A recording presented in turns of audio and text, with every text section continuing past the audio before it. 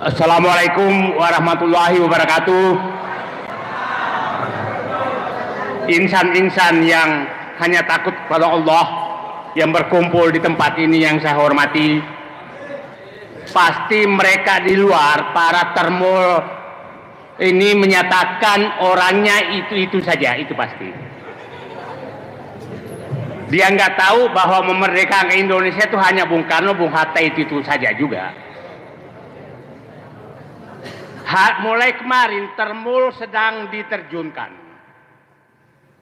Coba lihat, termul sedang dibawa ke Solo dan tiap hari ada acara di sana. Dan sekarang didatangkan dari luar Pulau Jawa, Kalimantan sudah jalan. Saya nggak tahu Sulawesi, jadi ini lagi bergerak. Jadi Presiden Prabowo harus hati-hati. Ada apa? Termul ini. Lihat sekarang juru maki mereka di TV-TV bukan juru ngatung lagi, juru tabok. Semua orang mau ditabok sama mereka. Mulai kemarin medsos dipenuhi oleh mereka dan memaki-maki semua yang ingin membela Prabowo. Ini kayaknya sudah mendekati perang kalau udah begini.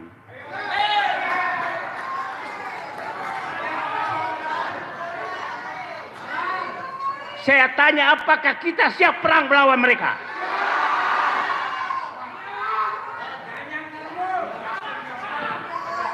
Tadi saya ingin menyampaikan yang namanya Nono Sampono itu adalah Letnan Jenderal. Supaya clear, supaya Pak siapa namanya, Pak Sunarko tahu juga, ada juga bekas teman yang seperti itu. Saya ingin menyampaikan, saya mengikuti 2 sidang tentang kriminalisasi. Waktu yang bersamaan yaitu Tom Lembong dan Charlie Chandra. Saya menyatakan bahwa pengadilan sekarang, kedua tempat itu hanya untuk melegalisasi, menghukum orang yang berbeda dengan Jokowi dan oligarki. Itu hanya legalisasi. Di sidang Tom Lembong tidak ada yang didengar itu namanya fakta persidangan. Tidak ada. Sepertinya tuntutan jaksa sudah disiapkan di ruang yang disepakati oleh mereka sebelum sidang dilakukan. Tuntutan sudah disiapkan oleh hakim tanpa mendengar apapun. Jadi ini saya katakan, negara ini sudah dirusak oleh ahli hukum di ruang pengadilan. Mohon maaf ahli hukum, Anda perusak negeri ini. Bukan para insinyur. Tapi didukung oleh para politisi. Inilah negara kita. Jadi saya sudah membayangkan Charlie Chandra nanti tuntutannya, saya yakin siapa tahu sudah dibikin di PIK 2 malam ini. Oleh mereka. Vonisnya. Tuntutannya sangat tidak masuk akal. Jadi saya minta semua rakyat, wajah-wajah jaksa itu tandai mereka. Wajah-wajah hakim tandai mereka. Mereka perusak negeri. Saya sudah tidak habis kesabaran melihat mereka. Saya berharap kalau masyarakat Pati kompak bangkit melawan hanya karena menaikkan PBB, maka apakah kita diam? Tanah kita mau dirampas oligarki, kita tidak kompak. Saya berharap seluruh Indonesia bangkit. Tanah kita mau dirampas mereka.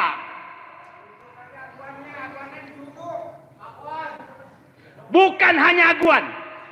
Temannya Aguan banyak dan juga banyak bintang-bintang di balik Aguan. Oke? Coba kita lihat mereka Lihatlah, dari 56 juta hektar lahan yang sudah disertifikat, hanya 50 orang keluarga yang memiliki. Artinya satu keluarga memegang 1 juta hektar. Kita diam? Kita diam? Bapak saya perintis kemerdekaan. Insya Allah saya akan hadapi mereka apapun yang kita hadapi demi rakyat. Saya cerita pengalaman saya. Bayangkan Muhammad Said Didu yang teriak tiap hari itu menghadapi mafia tanah di Makassar. Selama 32 tahun saya hadapi mereka. Dengan 5 keputusan Mahkamah Agung memenangkan saya. Tapi tetap diganggu oleh mafia tanah. 32 tahun, 5 keputusan Mahkamah Agung, tanah milik Said Didu masih diganggu terus. Terus kita harus diam? Coba bayangkan rakyat kecil, apa yang akan dihadapi. Ini fakta. Jadi Bapak Presiden Prabowo, musuh Bapak adalah mafia tanah dan mafia hukum. Kalau Bapak tidak bisa menyelesaikan ini, jangan salahkan kalau rakyat Indonesia mengambil semangat masyarakat pati untuk bergerak. Nah, karena tidak ada jalan lagi. Oke? Nah sekarang, apa yang mereka lakukan sebenarnya? Ini semua aparat terlibat. Kasus 3 cara mereka mengambil tanah. Yang paling kasar adalah kriminalisasi. Yang kedua intimidasi. Yang ketiga adalah negosiasi VIP. Negosiasi VIP adalah terhadap toko-toko yang penentu di wilayah itu. Kalau ada tanahnya maka dibeli harga bisa 100 kali lipat dari harga. Dan itu pernah dicobakan ke saya. Oke? Nah, makanya diam semua. Saya tahu semua nama-nama yang sudah dinikmati di PIK 2. Suatu saat akan saya buka, kalian memang. Saya tahu toko-toko yang punya tanah di sana dan sudah dibeli oleh PIK 2 dengan harga yang sangat mahal. Ya, kalau harga tanah rakyat beli 50.000, maka mereka dibeli 1 juta per meter.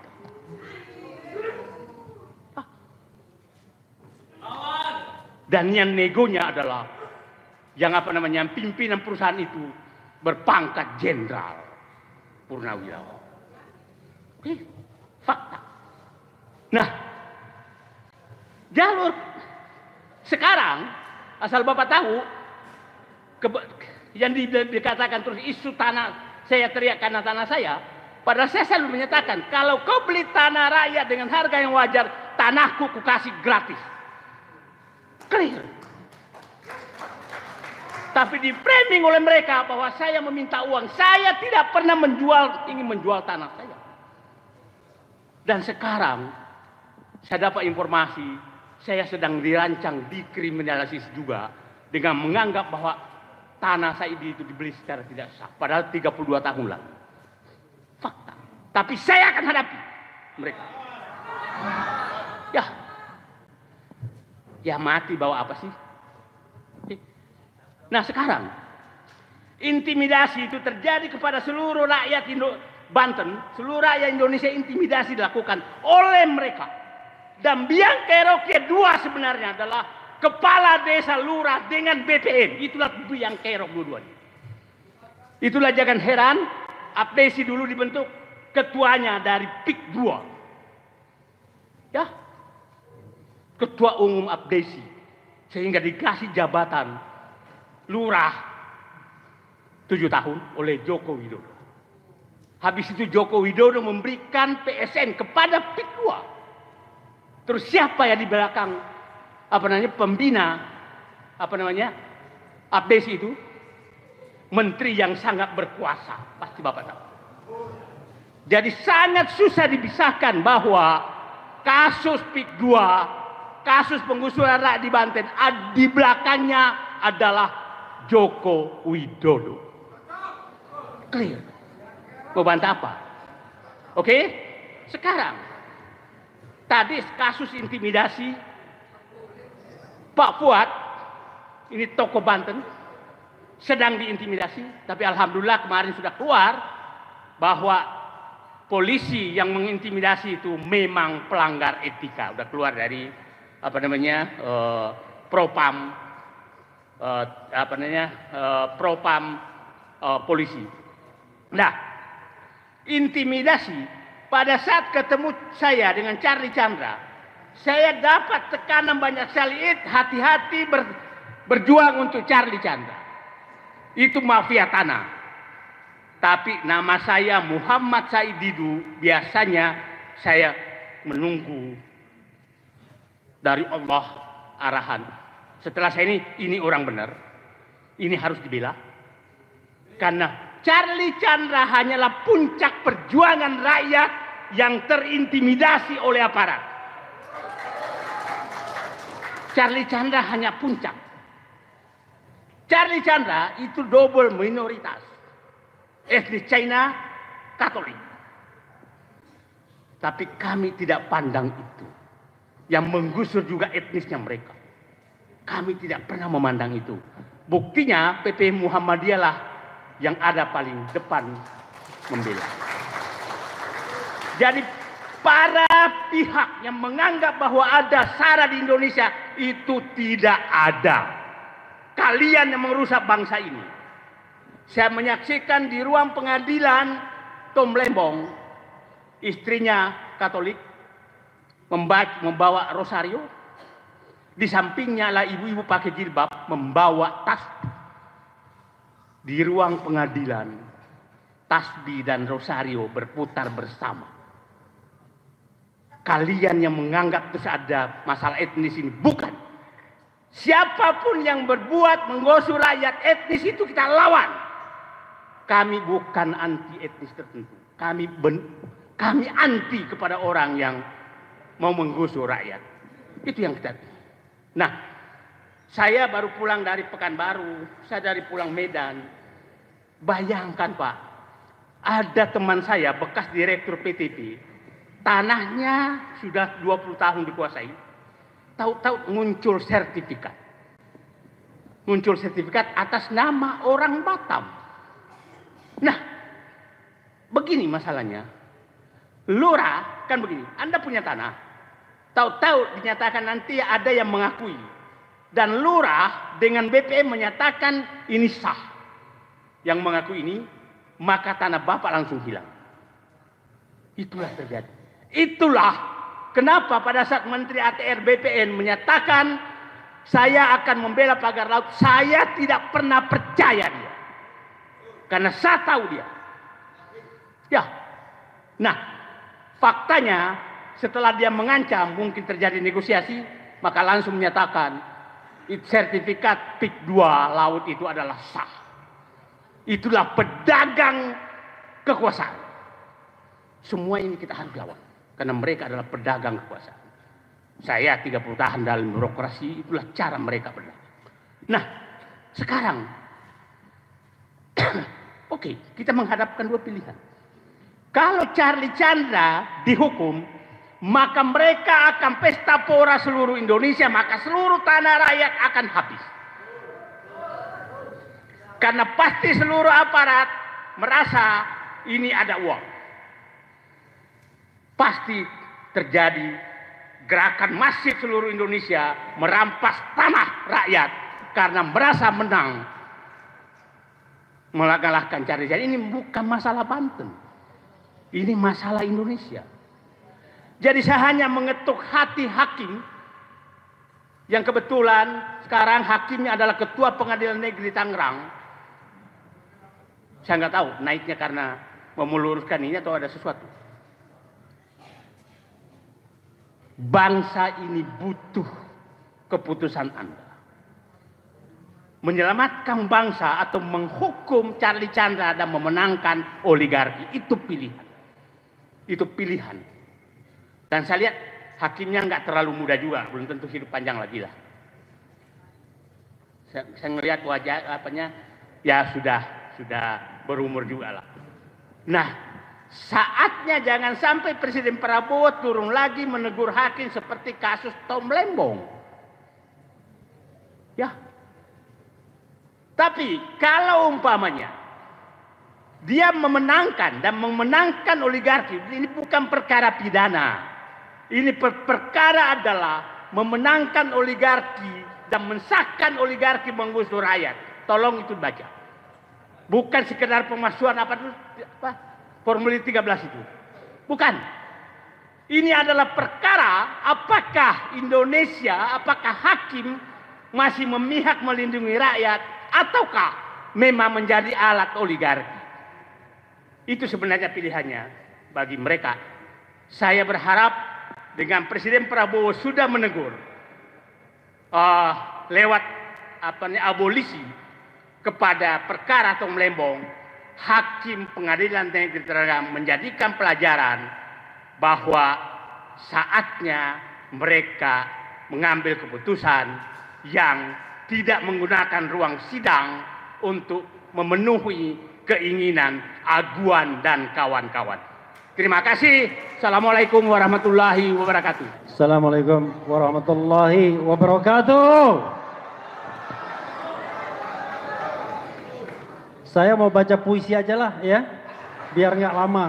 Soalnya sudah disampaikan semua oleh Daeng atau Puang Saididu tadi. Nah ini puisi karya Sutarji Kalzombahri yang mengingatkan kita bahwa kita harus satu. Cuma ada bagian yang saya tidak bacakan karena saru. Kan biasa Sutarji begitu dia. Jadi judulnya satu ya, jadi bisa di selami. Satu karya Sutarji Kalzombahri. Ku terjemahkan tubuhku ke dalam tubuhmu. Ke dalam rambutmu ku terjemahkan rambutku. Jika tanganmu tak bisa bilang tanganku, ku terjemahkan tanganku ke dalam tanganmu. Jika lidahmu tak bisa mengucap lidahku, ku terjemahkan lidahku ke dalam lidahmu. Aku terjemahkan jemariku ke dalam jemarimu. Jika jari jemarimu tak bisa memetikku, ke dalam darahmu ku terjemahkan darahku. Kalau darahmu tak bisa mengucap darahku, jika ususmu belum bisa mencerna ususku, ku terjemahkan ususku ke dalam ususmu. Daging kita satu, arwah kita satu, walau masing jauh. Yang tertusuk pada Charlie berdarah padaku. Wassalamualaikum warahmatullahi wabarakatuh. Nah, itu saja ya. Itu saja, semuanya saya kira sudah jelas. Charlie korban mafia tidak bersalah. Hakim harus membebaskannya atau dia layak untuk diberikan abolisi. Wassalamualaikum warahmatullahi wabarakatuh. Assalamualaikum warahmatullahi wabarakatuh. Salam sejahtera bagi kita semua. Rasanya kita semua kemari sudah punya satu tujuan, satu visi. Kita berkumpul di tempat ini dalam rangka menunjukkan kepada saudara-saudara kita di tempat lain bahwa kita di sini bersuara untuk apa? Melindungi ya, atau untuk mendukung atau untuk mengamankan saudara kita Charlie Chandra yang dikriminalisasi oleh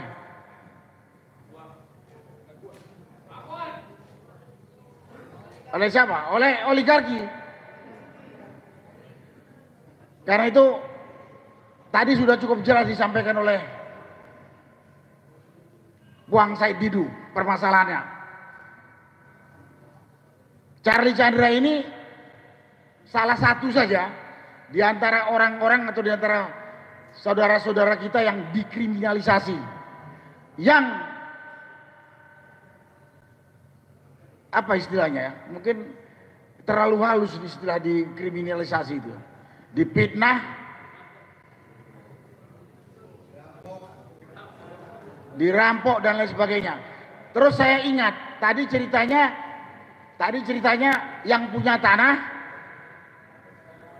tanahnya dirampas, kemudian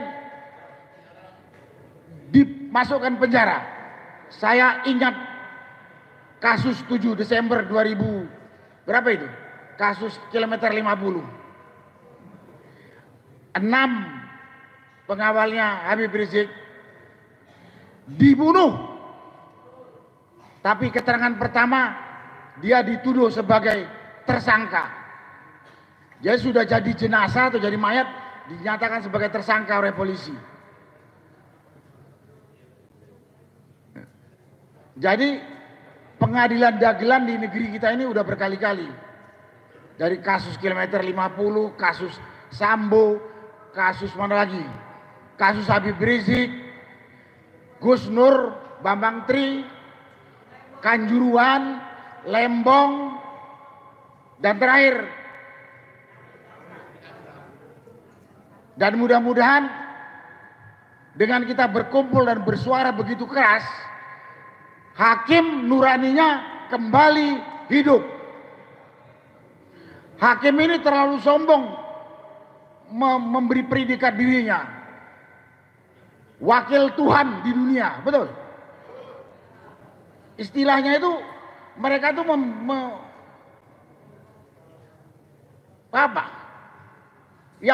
menyebut dirinya adalah wakil Tuhan di dunia. Kita lihat kali ini benar-benar jadi wakil Tuhan atau jadi wakil iblis dari neraka. Jadi saya hadir dan dengan teman saudara sekalian bersuara, berteriak dalam rangka meminta agar kriminalisasi terhadap saudara kita Charlie Chandra ini selesai. Berarti dia dibebaskan dari tuntutan yang aneh-aneh ini, yang tidak masuk akal, yang sifatnya fitnah keji. Itulah yang bisa saya sampaikan. Kemudian pada kesempatan ini juga saya berharap, saya minta kepada aparat yang sudah jadi peliharaan oligarki rakus ini sadar. Aparat ini dari mulai BPN, Abdesi, polisi, ya kejaksaan sekarang sampai ke pengadilan. Saya yakin semua instansi ini punya kode etik, punya pegangan, terutama pegangan agama. Bertindak, bersikap dan memutuskan, pakailah landasan hukum dan agama yang saudara anut. Kita di Indonesia ini harusnya seluruh warga negara adalah orang beragama. Karena dasar negara kita adalah Pancasila. Sila pertama itu adalah ketuhanan yang Maha Esa. Logikanya, kesimpulannya, seluruh orang Indonesia ini beragama. Faktanya kita bisa simpulkan. Apakah orang-orang yang jadi peliharaan, apakah aparat yang jadi peliharaan orang-orang rakus seperti Aguan ini beragama atau tidak? Karena itu pada kesempatan ini saya coba menyentuh hatinya. Kita punya kode etik, kita punya buku pedoman, kita punya undang-undang dasar cukup agamis. Masa kejadian yang saya katakan tadi, dari mulai kasus kilometer 50 sampai yang lain-lain begitu biadab, nggak sadar-sadar, aparat penegak hukum, polisi, kejaksaan, pengadilan. Kalau di sini, di kasus Charlie Chandra ini, sampai ke BPN dan Abdesi. Para aparat ini sebetulnya abdi rakyat, karena mereka digaji oleh kita. Jadi ada durhaka atau khianat kepada orang yang memberi amanah maupun memberi hidup. Kalau kalian tidak bekerja sesuai dengan tuntunan yang ada. Kemudian berikutnya semua ini terjadi karena pemerintah kita ini tidak tegas. Kalau saya pinjam istilahnya Pak Said Didu, pemerintah kita ini letoy. Betul Pak Said? Pemerintah kita ini letoy. Pemerintah kita ini tidak punya kekuatan menghadapi bajingan-bajingan yang jadi pengkhianat. Bajingan orang rakus dan aparat yang jadi pengkhianat. Karena itu orang nomor satu di pemerintah kita ini ada Presiden Prabowo. Apakah langsung Presiden atau lewat menteri-menterinya dengarkan ini?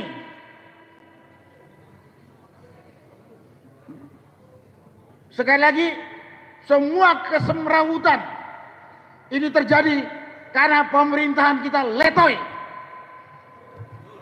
Pemerintahan kita ini tidak punya kekuatan. Pemerintahan kita ini tidak punya keberanian menegakkan aturan. Semuanya dikendalikan oleh manusia rakus yang namanya oligarki. Sebagai rakyat, saya menuntut kepada pemerintah dan belajar dari saudara-saudara kita di Kabupaten Pati. Kalau tuntutan kita secara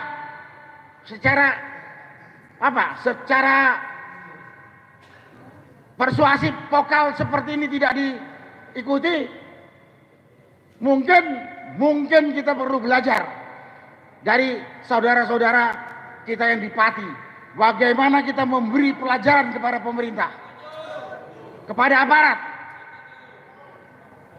Jangan aparat hanya mau senang-senang menikmati fasilitas yang diberi oleh negara, tapi tidak peduli kepada rakyatnya, terutama rakyat kecil yang terzolimi.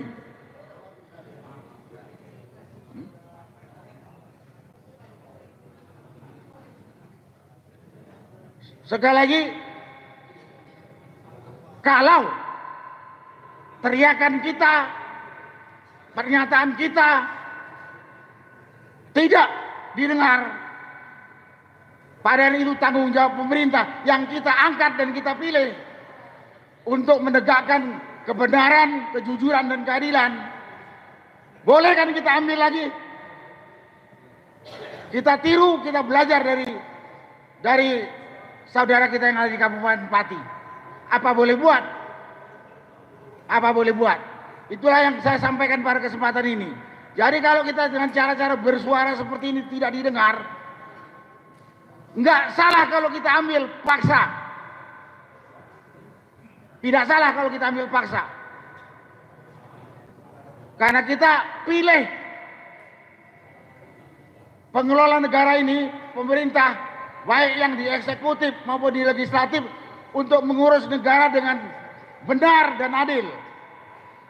Sekarang apa ada keadilan? Ya apa boleh buat? Kita ambil lagi, kita susun, kita cari lagi orang yang lebih amanah. Itulah yang bisa saya sampaikan pada kesempatan ini. Terima kasih. Wassalamualaikum warahmatullahi wabarakatuh. Assalamualaikum warahmatullahi wabarakatuh. Alhamdulillahirabbil alamin. Allahumma sholli ala sayyidina Muhammad. Saya mau menyampaikan beberapa hal yang saya bagi ke 3 fokus utama, yaitu pertama kondisi terkait PIK dan kasus Mas Charlie, kemudian yang kedua sikap pemerintahan Prabowo, yang ketiga apa yang harus kita lakukan setelah mereview fokus pertama dan kedua.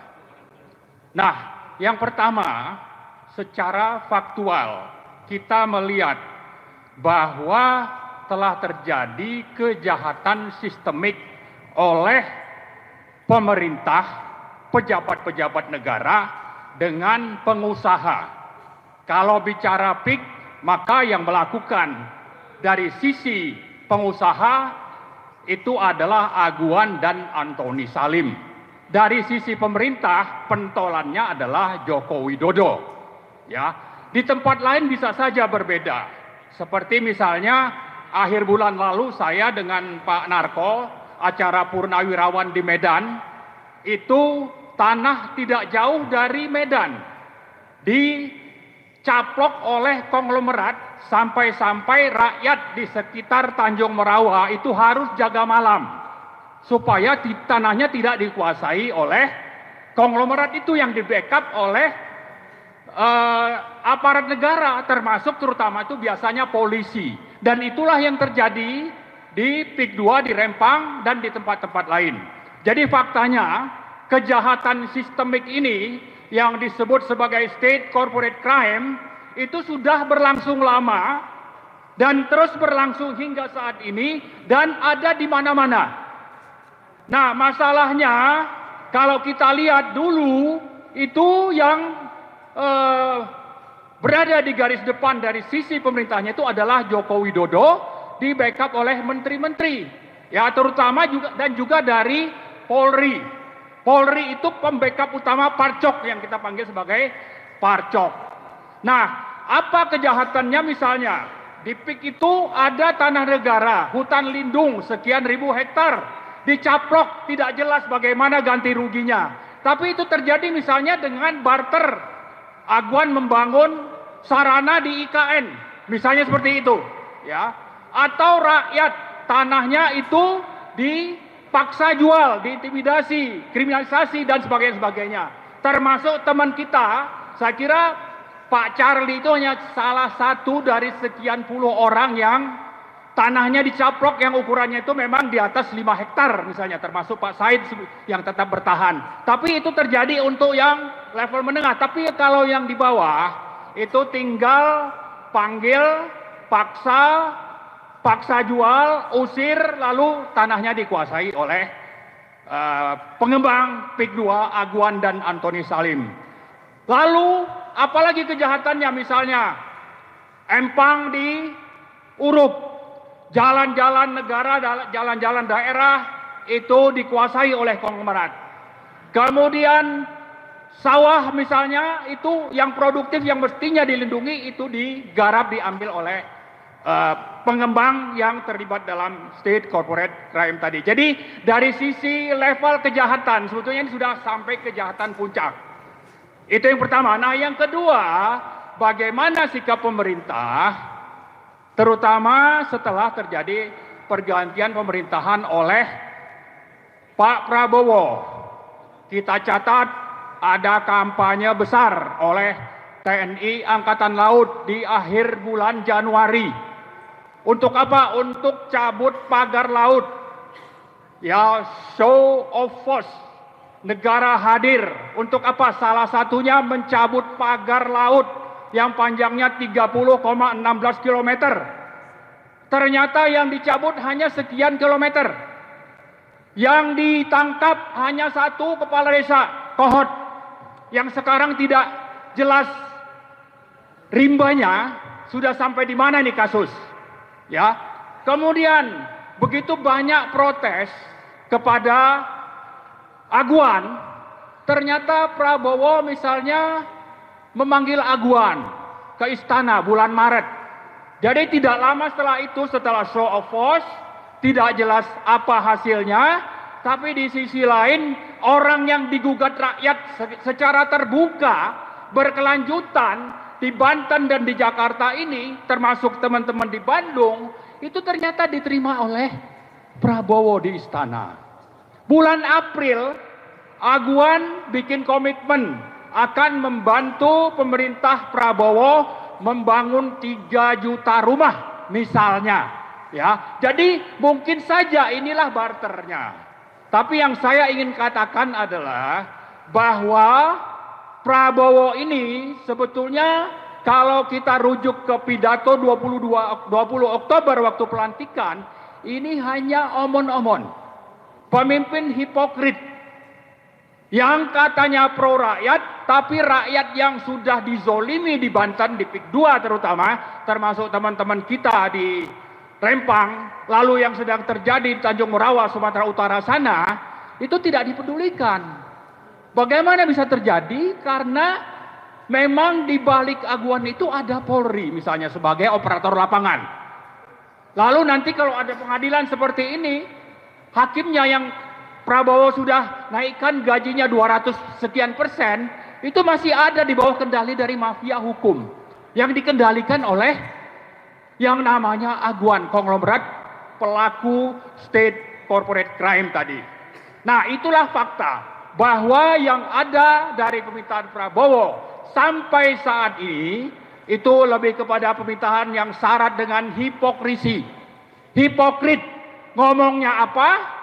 Ya, sangat menjanjikan, tapi fakta di lapangan yang dilakukan adalah langkah-langkah yang tetap melanjutkan program Aguan dan Salim dalam rangka bagaimana mencaplok tanah-tanah rakyat, tanah negara tanpa peduli pelanggaran konstitusi, hak asasi manusia dan sebagainya. Nah, karena itu yang ketiga, saya kira kejadian di Pati kemarin bisa menjadi rujukan bagi kita semua, termasuk kita perlu menggalang kekuatan teman-teman di Banten untuk melakukan perlawanan. Mari kita jadikan inspirasi yang datang dari Pati, dari daerah sana, urusannya itu hanya masalah PBB dan bisa sebetulnya dinegosiasikan untuk diturunkan, itu saja sudah bisa mendatangkan amarah rakyat.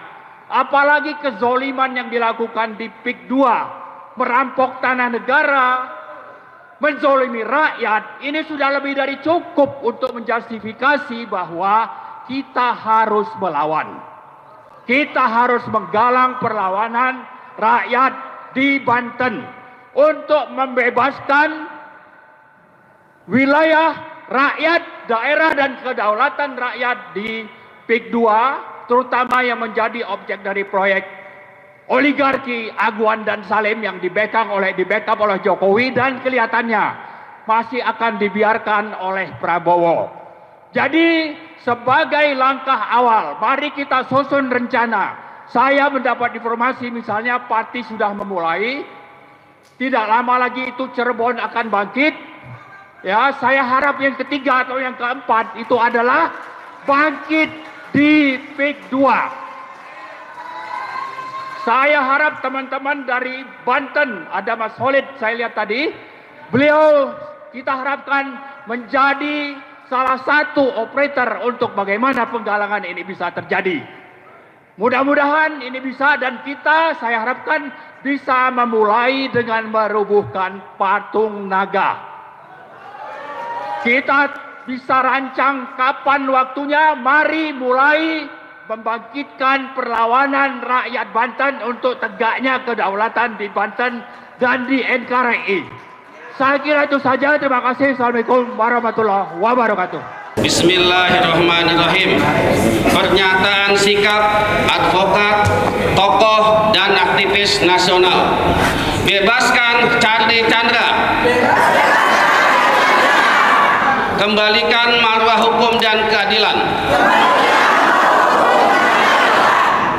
Sebagaimana diketahui, jaksa penuntut umum telah menuntut Charlie Chandra, anak Sumita Chandra, dengan pidana 5 tahun penjara di Pengadilan Negeri Tangerang.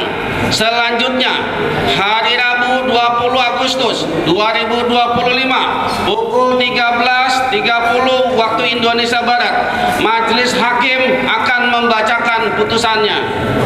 Berkenaan dengan itu, kami, advokat, tokoh, dan aktivis nasional menyatakan, pertama, berdasarkan fakta-fakta persidangan, terdakwa Charlie Chandra tidak terbukti secara sah dan meyakinkan telah melakukan perbuatan sebagaimana didakwa oleh jaksa. Charlie Chandra tidak memalsukan dokumen sebagaimana dimaksud dalam pasal 263 KUHP. Charlie Chandra hanya sekedar mengajukan permohonan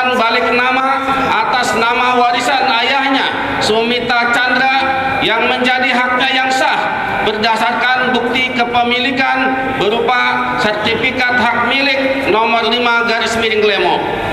Kedua, pengadilan harus memberikan keadilan kepada Charlie Chandra dengan memberikan putusan bebas kepada Charlie Chandra untuk mengembalikan marwah, wibawa hukum, dan lembaga pengadilan. Pengadilan harus independen dan sebagai muara masyarakat untuk mencari keadilan. Tidak boleh kembali berbuat zalim sebagaimana telah dilakukan terhadap Thomas Trikasih Lembong atau Tom Lembong yang kemudian terpaksa dikoreksi oleh Presiden Prabowo Subianto dengan memberikan abolisi kepada Tom Lembong. Ketiga, jika sampai ada putusan yang menghukum Charlie Chandra, maka inilah kezaliman luar biasa yang dilakukan oleh pengadilan yang seharusnya memberikan keadilan dan akan menjadikan kejahatan oligarki PIK 2 akan semakin merajalela. Karena itu, melalui kasus Charlie Chandra, masyarakat awam dapat mengetahui secara jelas modus operandi perampasan tanah rakyat yang dilakukan oleh oligarki PIK 2 untuk membangun bisnis properti mereka. Keempat, kasus Charlie Chandra hanyalah fenomena puncak gunung es perampokan tanah lewat kriminalisasi. Masih banyak warga Banten lainnya yang mengalami hal serupa seperti yang dialami oleh Haji Fuad Effendi Jarkasi. Kelima, kami mengajak kepada seluruh rakyat untuk bersatu padu melawan kezaliman oligarki PIK 2. Saat rakyat Kabupaten Pati Jawa Tengah kompak melawan penguasa karena kenaikan pajak tanah atau PBB, maka rakyat Banten selaku korban penggusuran tanah oleh mafia tanah dan oligarki haus, maka harus bersatu dan memantik perlawanan pada oligarki di seluruh wilayah Indonesia. Demikian pernyataan sikap ini kami sampaikan. Jakarta, 14 Agustus 2025. Tanda tangan atas nama advokat, tokoh dan aktivis nasional. Wassalamualaikum warahmatullahi wabarakatuh.